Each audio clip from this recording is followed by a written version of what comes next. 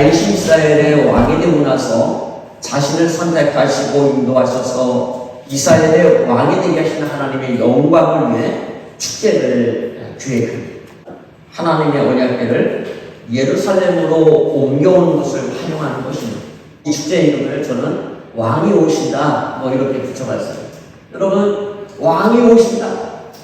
드디어 이스라엘의 왕이시고 주인이신 하나님께서 예루살렘 성 왕국으로 오시는 이러한 일을 준비합니다. 이스라엘의 지도자들을 다 모아놓고 그들과 의논하고 또 백성들의 동의를 얻어 기쁜 마음으로 축제를 준비했어요. 왜 다윗은 하나님의 언약궤를 모셔오려고 했을까? 그것도 왕이 되고 나서 가장 먼저 하나님의 뜻을 물어보기 위해서입니다. 하나님의 뜻대로, 하나님의 말씀대로 이스라엘을 다스리기 위해서 제일 먼저 하나님의 언약궤를 모셔오는 거예요. 그 일을 시작합니다. 드디어 축제가 시작됐죠. 70여 년 동안 기럇 여호와님 아비나답의 집에 방치되어 있던 언약궤가 예루살렘으로 출발을 합니다.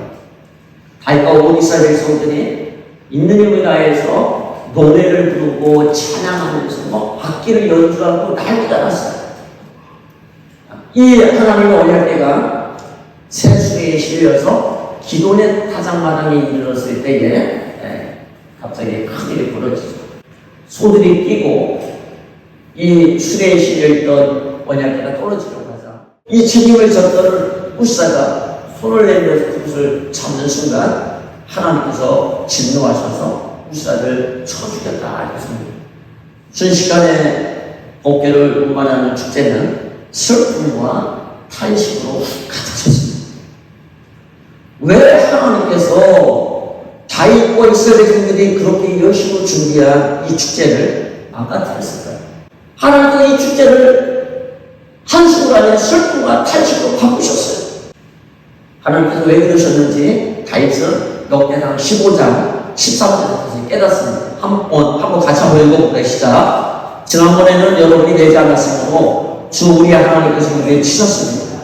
우리가 그분께 규례대로 하지 않아서 그렇게 된 것입니다. 하나님의 말씀대로 하잖아. 이런 불상사가 생겼다. 하나님을 원하는 방법이 아니라 인간적인 생각과 인간적인 방법으로 괴를 옮겨왔기 때문이다. 지금 그렇게 다윗은 깨달았어요. 우리가 하나님의 말씀대로, 하나님이 기뻐하는 대로가 아니라 우리 식대로, 우리 방법으로 하나님의 괴를 모시려고 합니다. 왜 다윗이 하나님의 규례대로 말씀대로 하지 않았을까라고 생각해요. 누구보다도 하나님을 사랑하고 하나님을 두려워하고 하나님의 말씀을 생명처럼 지켰던 다윗입니다. 그런데 어떻게 이런 일이 있을 수 있었을까? 좀 전에 베레스 우사에서 우사라고 하는 사람의 이름의 뜻이 제가 능력이라고 이야기했습니다. 결국 베레스 우사라고 하는 말은 하나님 앞에서 능력 있는 사람들을 하나님께서 치시는 거예요. 하나님 앞에서 교만한 사람들을 치는 거예요. 하나님을 경외하지 않고 인간적인 노력과 방법으로 하나님의 일을 하려고 했던 다윗과 이스라엘 백성을 하나님이 치신 것입니다. 다윗이 어떻게 왕이 됐느냐? 다윗은 끝까지 참았거든요. 자기 힘으로, 자기 능력으로 왕이 될 수 있는 수많은 기회가 있었지만 그는 하나님이 자기를 왕으로 세워줄 때까지 참고 기다렸어요. 오랜 시간. 하나님의 뜻대로 하나님께서 영광스럽게 온 이스라엘 백성들이 다윗을 찾아와서 왕으로 추대해요. 그래서 영광스럽게 왕이 되는 거예요. 그리고 왕이 되어서 하나님의 놀라운 은혜로 싸우는 전쟁마다 다 승리를 하게 돼요. 그리고 예루살렘을 점령하고 우리가 잘 아는 두로 왕이 다윗의 왕국을 지어주는 하나님께서 이렇게 다윗을 높여주실 뿐만 아니라 이스라엘 백성들로부터도 존경받는 왕, 인정받는 그런 왕이 되었어요. 얼마나 신나요? 얼마나 나를 이렇게 사냐? 하나님께서 최선을 다해서 내가 하나님의 영광을 드러내는 그런 일을 해야겠다. 싸울 때는 한 번도 행하지 않았던 방치되었던 하나님을 내가 모셔야겠다. 그래서 그거 엄청난 이 축제들을 하는 것. 어떻게 보면 아까도 이야기했지만 이런 일을 통해서 하나님께 영광도 돌리지만 자기에게 주신 이 자기의 영광 이런 걸 드러내고 싶었을 거예요. 이것을 통해 우리는 그렇게 겸손했던 다윗 속에 언제인지는 몰라도 교만이 스며들었다는 것을 알 수가 있어요. 12절을 보면 뭐 화면에 보세요. 그날 다윗은 이 일 때문에 하나님이 무서워서 이래서야 내가 어떻게 하나님의 때를 내가 이 곳으로 옮길 수 있겠는가 해요. 성경에 보면 다윗처럼 하나님과 친밀한 사람이 너무 없어요. 하나님의 본계를 예루살렘으로 모셔오면서도 두려움보다는 기쁨이 더 컸습니다. 그러다 하나님께서 우사를 죽이시자 그는 하나님이 두려운 분이라는 사실을 세상에 알았습니다. 하나님이 두려워서 그 사랑하는 하나님을 모시고 싶었는데 하나님이 너무너무 두려워서 하나님을 모실 수 없다라고 선언하는 거예요. 이 일을 통해서 다윗은 하나님을 다시 경외하게 되는 것을 볼 수 있습니다. 히브리어로 경외라고 하는 단어는 야레인데 공포심이 아니라 존경하는 마음에서 나오는 두려움. 하나님을 경외하는 사람, 존경하면서 하나님을 두려워하는 사람에게 나타나는 것은 순종이에요. 성경에 계속해서 경외라는 단어가 계속 나옵니다. 지혜는 뭐냐면 하나님을 경외하는 것이다. 하나님의 말씀을 듣고 순종하는 것이 이런 지혜입니다. 그리고 이렇게 순종하는 자에게 하나님께서 도와주시는 분인데 오늘 다윗은 그러지 못했습니다. 근데 다윗은 그 하나님에 대한 이 큰 두려움, 이 경외심이 약화됐던 것을 볼 수 있어요. 다윗의 모습을 통해서 하나님을 경외하지 않는, 하나님을 두려워하지 않는 사람들 속에 어떤 모습이 나타나는지 여러분 세 가지 정도 보려고요. 첫 번째는 하나님을 찾지 않습니다. 하나님을 믿지 않습니다. 다윗은 오늘 뭐라고 얘기해서 사울 때는 하나님을 믿지 않았지만 이제 나는 하나님을 물으려고 한다. 무슨 일이 있을 때마다 나는 하나님께 기도하고 하나님께서 말씀하신 대로 순종하겠다. 그래서 이 본계를 모셔온다라고 이야기해놓고서는 정작 이 커다란 일, 하나님을 예루살렘으로 모시는 일에 있어서 하나님께 묻지를 않았어요. 이제까지 다윗의 삶은 철저하게 하나님께 묻고 하나님께서 지시하는 대로 했어요. 도망칠 때도 하나님께 여쭈었고요. 전쟁할 때도 하나님 싸워야 됩니까? 말아야 됩니까? 가야 됩니까? 말아야 됩니까? 이스라엘로 다시 돌아올 때 블레셋으로 지나갔다 돌아올 때도 하나님 어디로 갈까요? 하나님 말씀해 주세요. 하나님 어디로 가라? 그리고 철저하게 하나님께 물었던 다윗인데 하나님의 복귀를 모셔올 때는 어디로 모시고 갈까요? 하나님? 사실 복귀를 가야 할 곳은 여러분 어디일까요? 기브온이라고 하는 곳에 이미 모세가 만든 성막이 있었어요. 그러면 그 성막 안에 지성소에 복귀가 가는 게 당연하잖아요. 다윗은 묻지 않았어요. 어디로? 예루살렘 왕궁으로 모시고려고 자기가 결정을 했어요. 그럼 누구에게 물었습니까? 오늘 1절에 여러분 보시면 다윗이 천부장과 백부장과 그 밖에 모든 지도자와 의논한 2절에는 이스라엘 온 이중에게 말했다. 여러분이 좋게 여기고 우리 주 하나님께서 기뻐하시는 여러분이 좋게만 여긴다면 그리고 4절에는 온 백성이 이 일을 좋게 옳게 여겼으므로 온 이중이 그렇게 하겠다고 대답하였다라고 얘기합니다. 5절에 온 이스라엘을 둘러보았다. 그리고 온 이스라엘과 함께 모든 백성들과 함께 기뻐하면서 노래를 불렀다. 오늘 1절부터 8절까지 이렇게 온 백성과 모든 지도자들과 함께 했다라고 하는 이 단어가 8차례입니다. 하나님께 구하고 하나님께 널죽지 않고 누구에게? 신하들과 이 힘 있는 지도자들과 영향력 있는 사람들과 의논하고 그들의 동의를 구하고 온 이스라엘 백성들의 동의를 구하고 그들이 좋게 여기는 좋습니다. 그럼 합시다. 사실 하나님을 이스라엘 왕으로 모시고 오는 하나님의 말씀대로 다스릴 때 가장 중요한 건 뭐냐면 이스라엘 백성들이 하나 되어서 함께 다윗과 하나님의 말씀을 받드는 거예요. 그러기 위해서는 이스라엘 백성들의 동의를 구하고 그들과 한마음이 되는 건 무엇보다 중요한 거예요. 그런데 그것보다 더 중요한 것은 이 일이 하나님께서 기뻐하시는 일인지, 하나님께서 이 일에 대해서 어떻게 말씀하시는지 먼저 물어봤어야 돼요. 아무리 좋은 일이지만 하나님께서 기뻐하지 않고 하나님께서 말씀하신 대로 하지 않으면 이것은 진노로 사게끔 되어 있고 오히려 이 일로 인해서 큰 슬픔과 탄식을 하게 된다는 사실을 오늘 성경은 분명하게 이야기를 해주고 있어요. 또 하나는 다윗이 이야기하죠.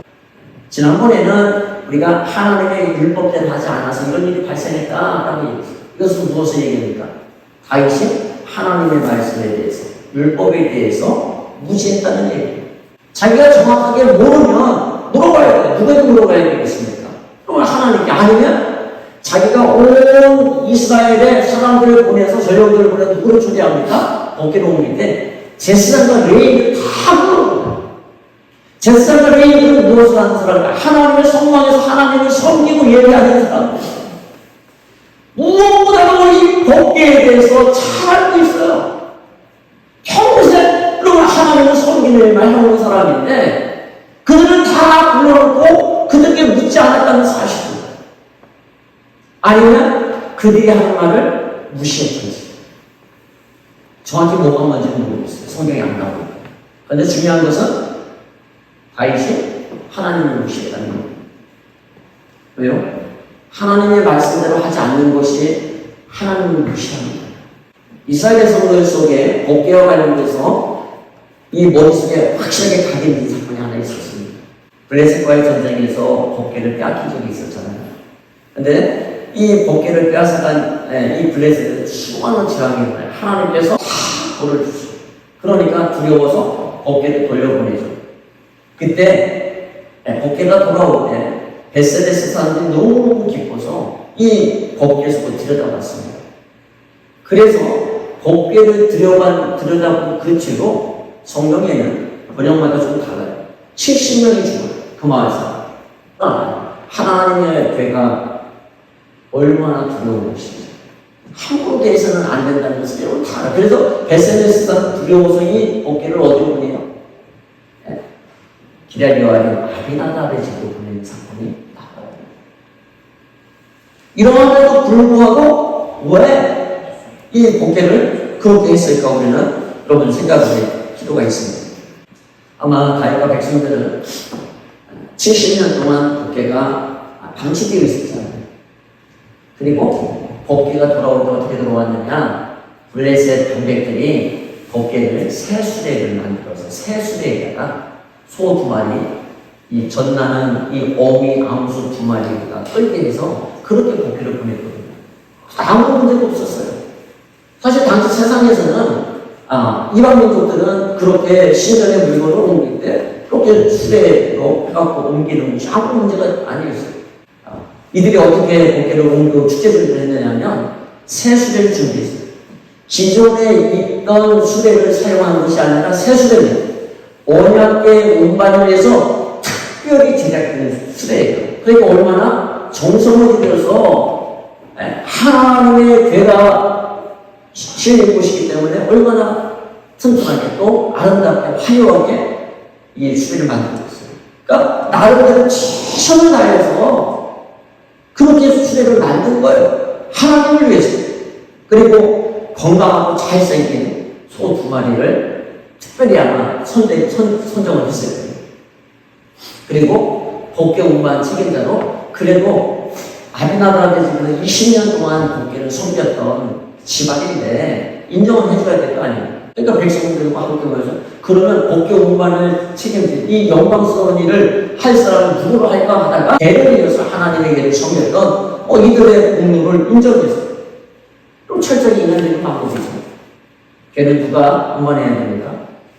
레인이라고 되는 것이 아니라 바로 하나님께 말씀하신 고와 사수입니다. 그런데 헌자들이 얘기합니다. 이들이 레인인 것은 분명하지만 고아 자손이라고는 말할 수 없다. 아무리 정성을 다해 준비를 하고 그렇게 해도 인간적인 방법은 하나님을 무시하는 행위가 될 수 있다는 사실을 우리는 기억해야 됩니다.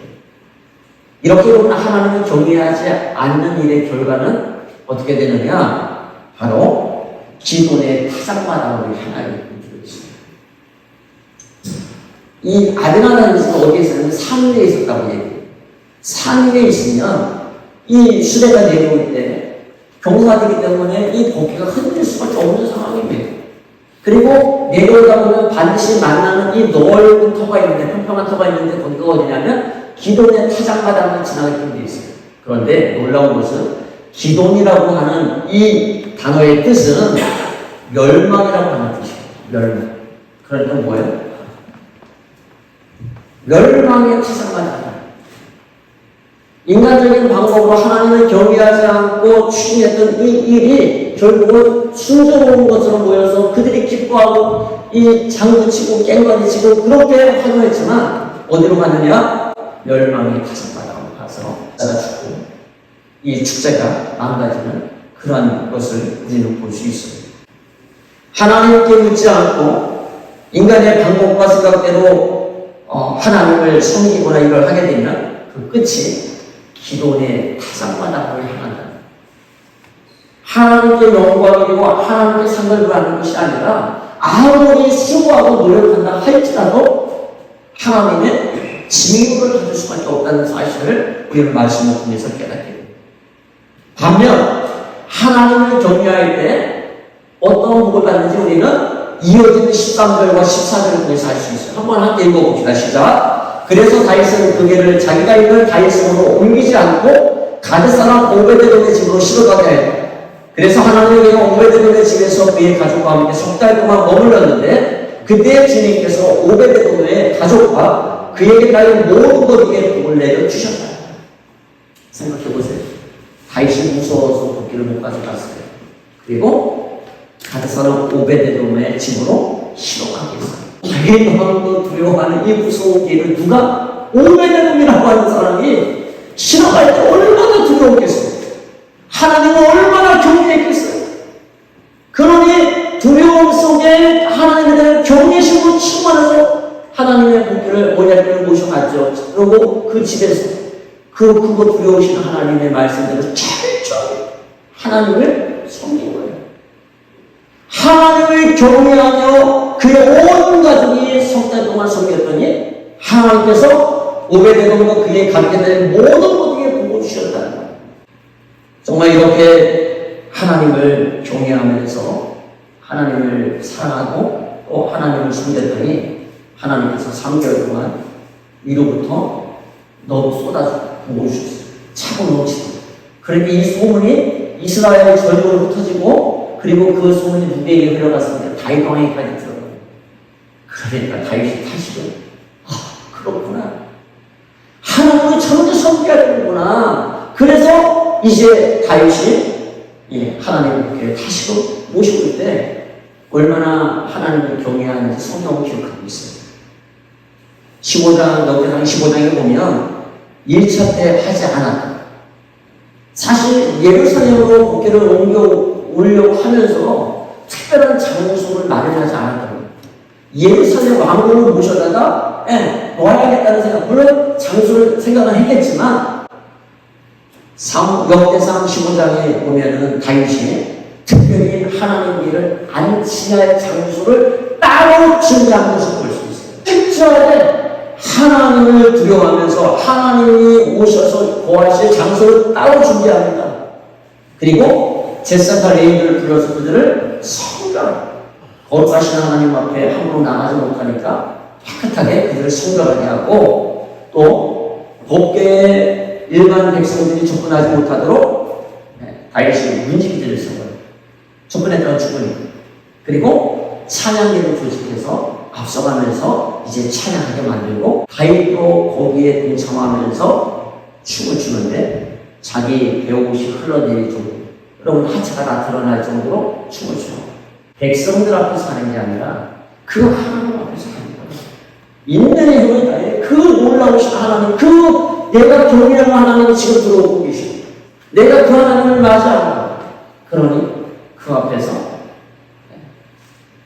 상상할 수 없는 하나님을 기뻐하면서 오직 하나님만을 위해서 찬양하고 춤을 추는 이런 예들이 보여요. 하나님을 경외하는 사람의 예배는 여러분 이렇게 옆에 사람들을 보는 게 아니라 나를 사랑하신 나를 구원하시고 나를 자녀 위에 삼으신 그 하나님, 또 나를 심판하실 수도 있고 또 죽이실 수도 있고 살리실 수도 있고 높일 수도 있고 낮추시는 그 하나님, 그 크신 하나님을 여러분 우리가 경외하는데 우리는 다윗처럼 예배할 수 있습니다. 다윗처럼 기도할 수 있습니다. 정말 하나님을 경외하는 자의 예배, 하나님을 경외하는 자의 기도, 하나님을 경외하는 자의 섬김은 하나님을 받으십니다. 그런데 우리가 정말 하나님을 위해서 예배도 드리고 하나님을 위해서 때로는 헌금도 하고 때로는 봉사도 하지만 이게 하나님을 향한 경외심이 없이 내가 하나님을 위해서 하게 될 때는 이것은 하나님을 잘못하면 무시하는 행위가 될 수 있어요. 하나님 앞에 두렵고 떨림으로 서는 것이 얼마나 중요한 것인지 오늘 다윗의 모습을 통해서 우리의 모습을 돌이켜봐야 돼요. 내 생각, 인간적인 생각과 방법들 정말 하나님을 경외하면서 두렵고 떨림으로 우리가 예배하고 또 그렇게 기도하지 않는다, 또 그렇게 봉사하지 않는다면 하나님께서 우리에게 주시는 또 하나님께서 우리를 향한 하나님의 그 놀라운 계획을 우리가 놓칠 수 있다, 이루어갈 수 없다는 하는 사실. 잠언서 14장 25절 한번 다시 한번 띄워주세요. 전에 봤었는데 뭐라고 되어 있습니까? 주님을 경외하면 믿음이 생긴다는 거예요. 여러분 주님의 믿음은 뭐예요? 순종으로 나타나는 거예요. 믿음은 순종입니다. 주님을 경외하는 것이 생명이 생긴다라고 이야기하고 있습니다.